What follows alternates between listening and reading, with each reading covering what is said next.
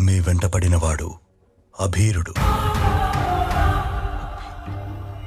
ఎవరైనా కృష్ణుని వస్తువుకు దగ్గరగా వెళ్లే ప్రయత్నం చేస్తే వాళ్ళని వెతికి మరీ కిరాతకంగా చంపేస్తారు.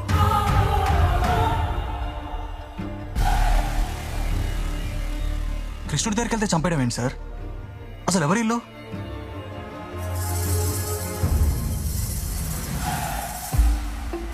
చరిత్రలో ప్రతి రణం, ప్రతి దారుణం తన ప్రస్థానాన్ని ఒక పట్టించుకోని కారణంతో మొదలెడుతుంది.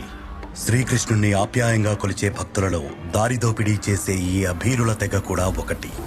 దారిదోపిడీ, దొంగతనం వృత్తిగా ఉన్నప్పటికీ అభీర తెగకి కృష్ణుడంటే అపార ఆరాధనాభావం ఉండేది. శ్రీకృష్ణుడు అంటే విపరీత భక్తి ఉన్నప్పటికీ అభీరులపై ద్వారకావాసుల దృష్టి మరోలా ఉండేది. వాళ్ళకి ఇళ్ల లోపలికి ఆహ్వానం, గుళ్లలోకి ప్రవేశం ఉండేది కాదు.